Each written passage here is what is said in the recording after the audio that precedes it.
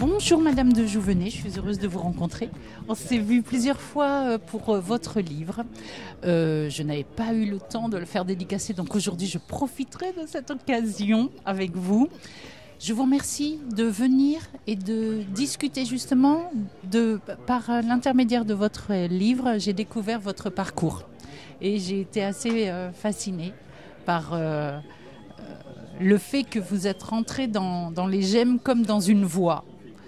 Parce qu'on a l'impression que c'était votre milieu complètement naturel. Après, vous avez été dans la gémologie, vous avez fait tellement de choses. Dans ce livre aussi, ce qui est intéressant, c'est votre vision des pierres, des gemmes et aussi l'écriture. Votre écriture est extrêmement agréable dans le fait qu'on se retrouve à parler. On n'est pas dans un cours de gémologie, on ne donne pas de cours de scientifique, de biologie, de la perception de la lumière, etc. Non, vous avez une autre vision des gemmes. Et donc, j'aimerais que vous m'expliquiez comment vous voyez tout ça. On va commencer par votre parcours.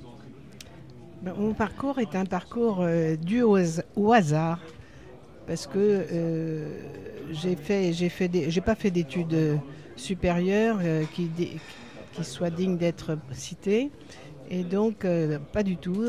Je me suis investie plutôt dans les pierres par hasard. Et ça a commencé par les pierres de nos maisons, les pierres des châteaux. Parce que mon premier travail, ça a été de travailler avec la marquise de Amodio qui avait fait je ne sais plus comment ça s'appelle. Ça s'appelle une association des châteaux de France et des châtelains. Et c'est là que j'ai commencé à travailler avec elle. Après ça, je suis rentrée à la revue Maison et Jardin. Donc j'ai continué à travailler dans la pierre, mais dans la pierre de construction plutôt qu'autre chose. Oui, c'est un autre support. C'est un autre support. Moins sympa. Différent. J'étais à la rédaction et non, c'était intéressant parce qu'on sait comment ça se passe dans les rédactions. C'est-à-dire qu'il faut faire des textes. Je faisais des textes qui étaient comment ça s'appelle ?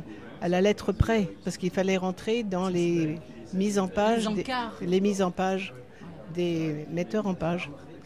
Donc ça, c'était un test assez amusant. Il fallait remplir les cases, sans faire de veuves. Les veuves, c'est des mots qu'on coupe en deux, parce que voilà. Donc c'était un petit jeu. Bon, j'aimais bien. Et puis ça m'a fait rencontrer pas mal de gens, parce qu'il y avait les studios de Vogue et de Maison et Jardin qui étaient au même endroit. Et voilà, donc là j'en étais là. Là-dessus, je me suis mariée, j'ai eu un premier enfant et je me suis arrêtée de travailler à Maison et Jardin parce que je voulais m'occuper de mes enfants. Mais très rapidement, les biberons et les couches, ça ne m'a pas suffi. Et je me suis dit qu'il fallait que je trouve quelque chose que je puisse faire tout en étant à la maison, libre de mes mouvements. Donc, je n'avais pas encore imaginé que je pourrais devenir expert, mais je voyais l'expertise comme des pierres, comme une disponibilité très. Voilà, on pouvait jouer, répartir son temps un peu comme on le voulait. Et puis le hasard a fait, ma mère est morte, et donc il a fallu diviser des bijoux. Et à ce moment-là, je me suis aperçue que l'expertise... Oui, je prends les choses à l'envers, là. Vous allez corriger ça. Parce que, en fait, ma mère est morte, donc il a fallu faire des répartitions de bijoux. Et j'ai connu à ce moment-là une expert qui m'a expliqué comment ça se passait. Et j'ai à ce moment-là évoqué la possibilité de faire ces études pour pouvoir devenir expert moi-même et disposer de mon temps. C'est plus clair ? Très. Alors, je me suis renseignée et effectivement, j'ai su qu'il y avait l'Institut national de gémologie qui existait. Simplement, cet institut était réservé au monde des professionnels. C'est-à-dire que cette école visait à donner toutes les indications aux professionnels de la pierre sur les différentes variétés de pierres, sur leurs caractéristiques physiques. Savoir, par exemple, un lapidaire, besoin de savoir quelle est la dureté de la pierre. Comment la travailler, etc. Donc c'était très pratique. Donc c'était des cours pratiques, tout à fait pratiques. Donc on commençait en général mais réservé aux gens de la pierre. Et du milieu lapidaire. Voilà. Exactement. Du milieu lapidaire. Donc moi je ne pouvais pas y rentrer. Mais apparemment ils prenaient exceptionnellement 1 ou 2 personnes par an qui ne faisaient pas partie du monde de la pierre. J'ai donc attendu un petit peu et puis j'y suis rentrée. Et puis de là, je suis partie, j'ai fondu. En amour? Vous êtes tombée en amour? J'étais passionnée, je me suis passionnée. Est-ce que, au niveau des études, est-ce que c'était plutôt compliqué Pas du tout, parce que si vous voulez, ça s'adresse à tous les gens qui manient les pierres, ateliers ou professionnels, acheteurs, etc. Donc c'était vraiment des cours pratiques. D'accord. Il y avait un peu de théorie, parce qu'il faut bien avoir un peu de théorie, mais en proportion, c'était surtout les cours pratiques qui étaient basés sur une chose qui n'existe plus, malheureusement, ou très peu, c'est le dessin. C'est-à-dire qu'on devait dessiner, ça obligeait les gens, les yeux, à l'observation, ce qu'on ne fait plus maintenant. On a une photo, les photos, vous avez des éclairages différents, vous avez... l'œil est quand même un instrument extraordinaire. Hein. Oui, c'est mais il faut qu'il puisse détailler. Et le fait de faire des dessins et de faire toutes les observations en les dessinant permettait de bien les analyser. En règle générale, c'est déjà un premier tri, une première vision de la gemme.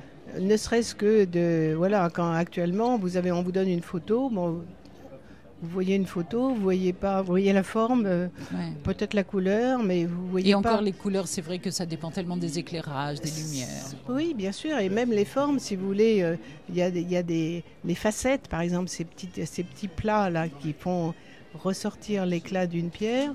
Vous les voyez pas sur les photos, ça fait partie de l'ensemble.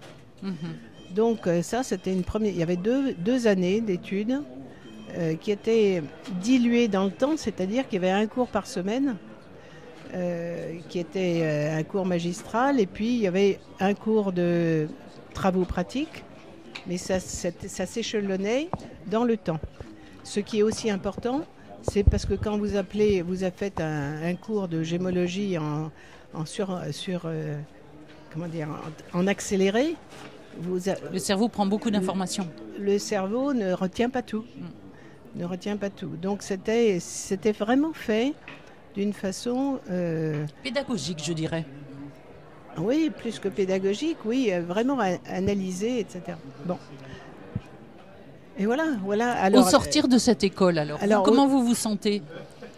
Vous avez découvert les gemmes, vous avez un diplôme. Au sortir de cette école, j'ai le diplôme, j'ai passé le brevet d'État. J'étais très fière parce que on avait dans les cours un professeur d'université avec lequel j'étais ex-aequo première, etc. Donc voilà, j'étais très contente. Et puis ça, c'était en 79, vous voyez, c'est pas hier. Bon. Et puis après ça, écoutez, ils m'ont demandé de passer de l'autre côté, de devenir enseignante. Ah, génial. Voilà, donc je suis passée directement, dès que j'ai eu mon brevet, pour faire les travaux pratiques, etc. Et là, j'ai continué à baigner dans le bonheur. Et voilà. Avec des étudiants, avec des pierres, avec milieu qui vient à vous, quoi. Mes meilleurs amis actuellement sont tous des élèves que j'ai eus. Ouais. Ah ouais, c'est beau ça. C'est vraiment très... Et vous restez combien de temps dans cette école à enseigner comme ça ? J'ai dû y passer une vingtaine d'années. Je ne sais plus, non, peut-être pas 20 ans, mais... en tout cas, une belle carrière. Voilà. Et puis, parallèlement, on m'avait demandé de faire... J'ai fait mon premier livre à cette époque-là. Qui était alors, comment l'écriture vient à vous ? Parce que, je sais pas, tout seul.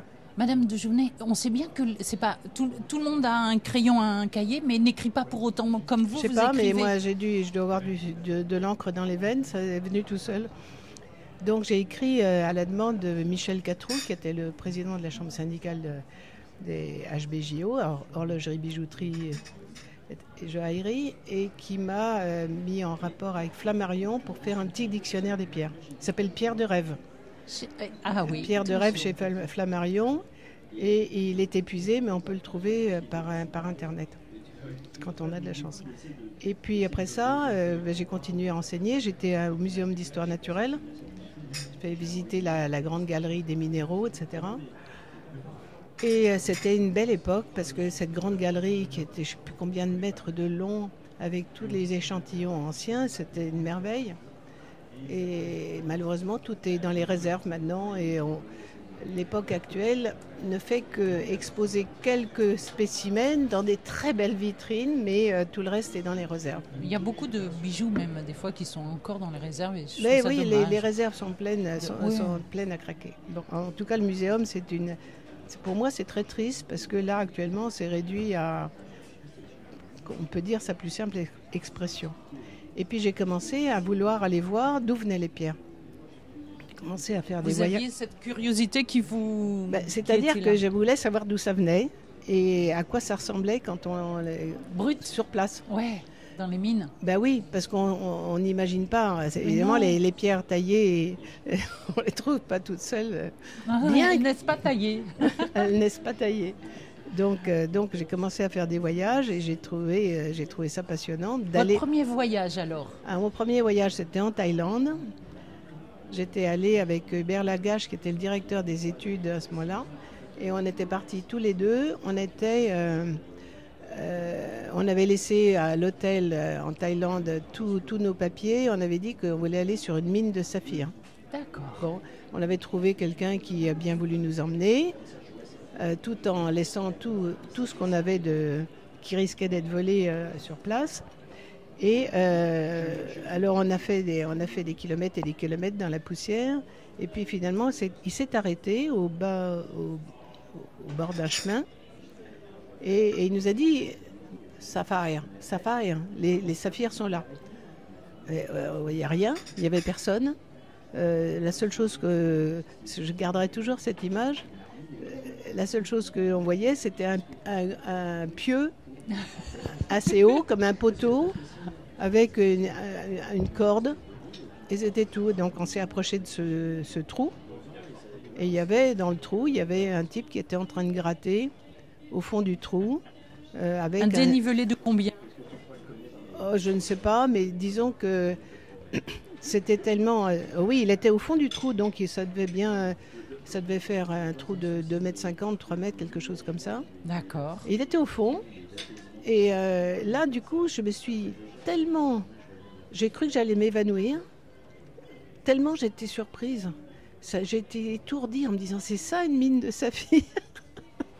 Est-ce que c'était la déception? Est-ce que c'était la réalité? C'était la réalité. C'était la réalité.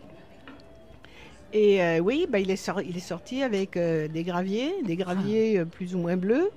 Les corindons bruts qui ont une forme très particulière. Hein? Ah non, ils n'ont pas tous une... Non, c'est des cailloux. Des cailloux. C'est des cailloux. A priori, il n'y a pas de forme distinctive. Ils sont pas... C'est pas des cristaux bien formés à ce moment-là. Donc, c'est plein de boue, etc. Bon, et puis, ça a été ma première mine. Après ça, on a vu d'autres mines où, avec toute la famille qui travaille, alors il faut un point d'eau parce que ce qu'il a remonté dans son seau, on met doit ça être tamisé un peu. Doit être tamisé dans ces grands paniers, c'est batté. Et c'est batté pour pouvoir les laver, il faut les faire tourner dans l'eau. Un peu le principe de leur paillage, quoi. Exactement. C'est le même principe. Et puis ils sortent un tout petit machin un petit caillou, et puis ils sont comble du bonheur. C'est merveilleux, hein? Oui, c'est vrai. Et c'est vraiment quand vous le dites comme ça, on peut s'imaginer. C'est déconcertant et merveilleux. Et vous avez fait, est-ce que vous étiez en Asie? Est-ce que vous êtes allé en Afrique? Est-ce que vous êtes allé au Sri Lanka? Est-ce qu'il y a Alors, je suis allée au Sri Lanka aussi, je suis allée au Brésil. Ah, wow. Je suis descendue dans les mines du Brésil, bien que les femmes ne soient pas acceptées en principe pour descendre dans les troncs, parce que ça porte malheur, paraît-il, au Brésil en tout cas. Donc moi j'ai insisté en disant qu'on avait fait un voyage très long pour pouvoir venir jusque-là, Et finalement, ils ont accepté. Alors, on descend dans un... Alors là, c'est pas un trou où il y a juste un homme. C'est un trou qui a été plus élaboré et où on descend à deux sur un filin. Voilà. D'accord, à l'aise. Oui. Plutôt. Sur un espèce de, je sais pas, d'étrier. Là, donc on est à cheval sur un étrier. Ouais, on est proche de l'escalade, là. Sauf qu'on descend, là. Ben voilà. Sauf qu'on descend. Et voilà, bon, ce qu'on ramène, ce qu'on ramasse dans le fond d'un trou, c'est à la fois c'est très talqueux. C'est une terre très, très douce, très talqueuse. Et puis, c'est vraiment, c'est pas beau, quoi. D'accord. Vous voyez, il y a les cacahuètes là dans le petit. Voilà, c'est un peu ça, c'est un peu difforme. Et ça n'a pas de couleur, ça n'a pas de transparence. Du tout, ça n'a pas la couleur initiale, c'est marronasse un peu. Non, c'est vert. C'est vert. Enfin, les émeraudes sont vertes, jusqu'à preuve du contraire. Donc, non, c'est vert, mais c'est de forme indécise. C'est plus ou moins transparent, plutôt moins transparent que plus. Les belles pierres, c'est très rare. Ok. Et en Colombie, je suis aussi descendue dans les mines en Colombie. Du passage. Alors là, les mines en Colombie, c'est beaucoup plus grand, c'est beaucoup plus industriel. On est gardé par des gens armés. Le jour où on est reparti de Muzo, il y a eu quand même 19 personnes tuées sur la mine. Ah, il y a eu un éboulement, il y a eu il y a des gens qui avaient voulu venir par leurs propres moyens. Chaparder. Pas chaparder, il y a des gens qui ont voulu venir, je ne sais pas ce qu'ils voulaient, je n'ai pas su, on l'a appris à l'aéroport, nous. Ah oui, d'accord. On était à l'aéroport quand on l'a appris. Mais donc, non, les très belles pierres, elles partent directement à l'export. Ça, il faut se le dire, c'est que les belles pierres, c'est pas sur place qu'on les trouve. On trouve sur place. C'est ça qui est surprenant. Vous l'écrivez aussi dans votre livre. Oui, c'est qu'il y a une autoroute des gemmes et qui partent pour les pays européens, pour les grandes maisons, pour les... Exactement. On ne les voit pas. D'accord. Parce qu'à Bogota, après ça, on est allé chez les marchands. On a vu des émeraudes qui étaient de couleur, pour moi, jugée très pâle. Oui, un vert qui est un vert d'eau, menthe, presque pas léger. L'émeraude au vert empire que l'on espère. Donc tout ça, ça part directement. Voire plus, en Thaïlande, j'ai vu des synthétiques. Alors ça, vous racontez. Dans les trous. Là, il y a une arnaque, là, quand même, je trouve.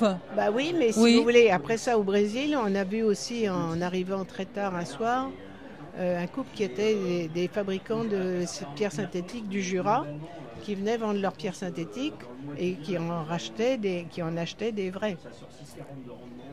Ça, c'est perturbant, ce comportement.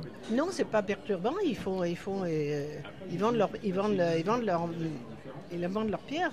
Personne ne les force à personne ne les force à acheter forcément, mais si après on les retrouve dans une mine, c'est sujet de discussion. Ah ben là c'était quand j'ai vu des pierres, des precious jewels qui sortaient avec un saphir synthétique fabriqué dans le Jura, bien entouré de boue.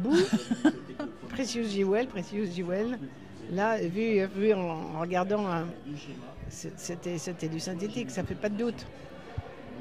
Mais bon, ils prennent. C'est un peu décevant. Ils prennent les touristes pour ce qu'ils sont, c'est-à-dire des gogos, quoi. Oui, et ça doit marcher. La preuve, dans les hôtels aussi, il y a beaucoup de choses comme ça. Bah oui, mais moi, j'ai passé ma vie à dire n'achetez pas sur place, mais bon, les petits souvenirs, et puis on n'est pas cru, hein, en fait. Oui, mais il y a des expériences comme ça. On entend dans les familles de temps en temps, on a acheté une pierre à un endroit et après ça se passe pas bien. Aujourd'hui, attendez, j'étais à Paris aujourd'hui. Je suis confondue par le problème des quartz. On n'arrive pas à faire la différence entre une améthyste. Je parle de pierres pures. Hein. Mm-hmm. Heureusement, quand elles ont des défauts, on peut les reconnaître. Mais une pierre pure. Actuellement, dans le quartz, on ne sait pas si c'est un synthétique ou un naturel. Ah oui. Ben oui. Donc là, c'est la panade. Ah ben là, c'est le risque. Ouais. C'est le risque. Alors, Bon, moi j'aime bien dire, arrêtez d'acheter un certificat, achetez ce qui vous plaît, mettez le prix que vous voulez pour ceux qui le plaît. Oui, mais si les gens vendent des prix, enfin un produit à un prix qui est surestimé, c'est vrai que la personne est en droit de se dire légitimement que c'est pas bien, c'est pas juste. Mais non, parce qu'on ne peut pas faire la différence. Donc oui, mais bon. Et après, il y a de l'éthique derrière, il y a ce qu'on y met aussi. Non, mais à partir du moment où vous ne pouvez pas faire la différence, là, je sais, j'en avais... J'ai trouvé, j'ai été la rechercher là. J'avais dans mes tiroirs une pierre bleue. Je me suis dit, qu'est-ce que c'est que cette petite pierre bleue? Je me suis dit, qu'est-ce que c'est que cette pierre? C'est récent, hein, je suis en train de ranger les affaires. Je la mets sur le réfractomètre pour pouvoir mesurer les indices. Je vois 53, 54. Je me dis, ça, c'est l'indice du quartz, mais c'est pas du quartz bleu comme ça, bleu ciel. Que c'est que ça? Bon, eh bien, toute évidence, c'est un synthétique. D'accord, ok. Et donc, vous continuez vos cours, vous êtes en cours, vous donnez... Non, je donne plus rien du tout. Non, à cette période-là, quand vous voyagez, vous êtes toujours entre les cours, les voyages. Oui, j'adore ça, oui. Je m'occupe un peu de mes enfants au passage. Mais... oui, c'est bien. C'est normal, c'est la vie comme ça. Et puis, toujours, vous écrivez de temps en temps sur le livre. Comment ça vous vient, les idées des livres que vous avez? Comment vous, tout d'un coup... D'abord, je n'ai pas des livres.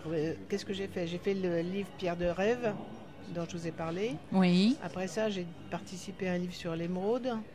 Je crois que j'ai participé aussi à un livre sur Van Cleef, il me semble. Ensuite, j'ai participé aussi à un dictionnaire international de je ne sais plus quoi. C'est quand même pas mal. Oui. Je veux dire... Oui, mais bon, moi j'adore écrire, donc ça m'est pas difficile. C'est ça. Et celui-là, alors, donc le livre Homo lapidibus, alors, comment est venue l'histoire? Alors celui-là, c'est pas celui que je voulais faire.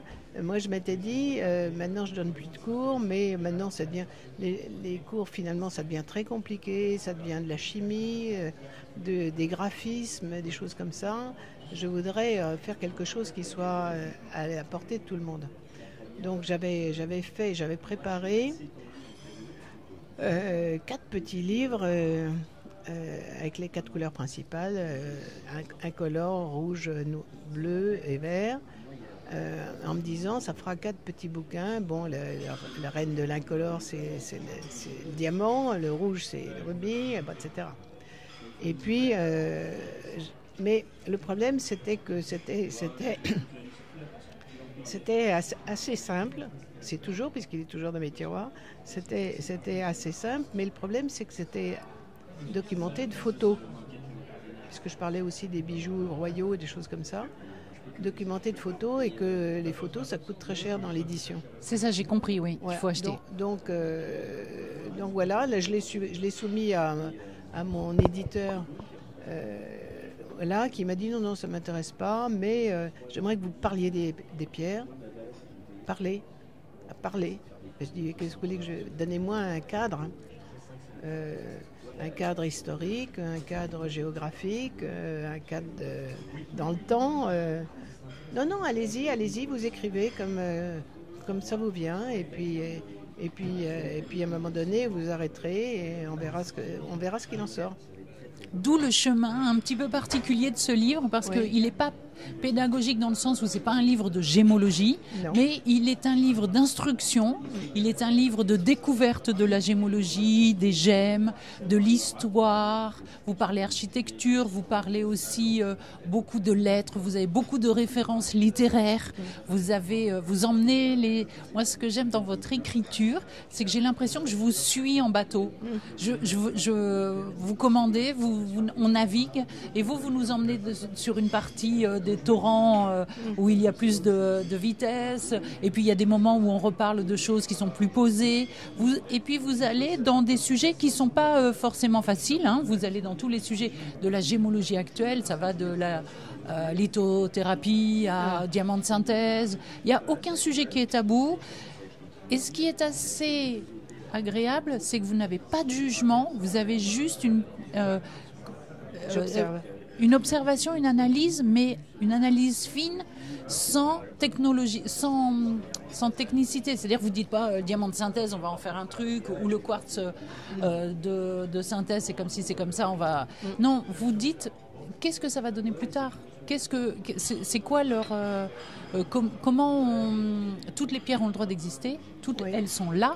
Il y en a même certaines qui viennent il y a très très longtemps. C'est quoi leur histoire ? C'est quoi qu'est-ce qu'elles nous apportent et qu'est-ce qu'elles disent de nous aussi ? Comment elles nous parlent ? Oui, mais alors le résultat, c'est que les pierres qui nous parlent, elles deviennent rares. Elles deviennent presque sont des pierres de coffre. Elles restent dans les coffres. Et les gens actuellement hésitent à se faire couper. Enfin, moi, quand je faisais de la gémologie, on me disait que dans le métro, on se faisait couper des doigts pour récupérer des bagues. Mais j'ai jamais vu ça. Non, mais c'est l'art d'inquiéter les gens. Oui, des rumeurs publiques. C'est l'art d'inquiéter les gens. J'ai jamais entendu quoi que ce soit de ce genre. Donc, moi, les pierres, je les aime pour ce qu'elles sont. Et je suis très contente que maintenant, la seule chose qui permet parfaitement de les identifier, ce sont leurs défauts. Ça, j'adore.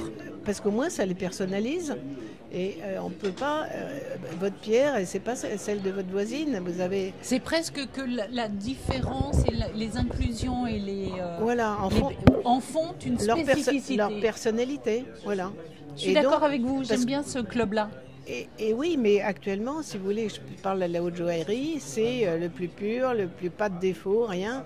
Et maintenant, pas de défaut, autant pas faire de défaut, gros carats, des fois ça manque de caractère, des fois...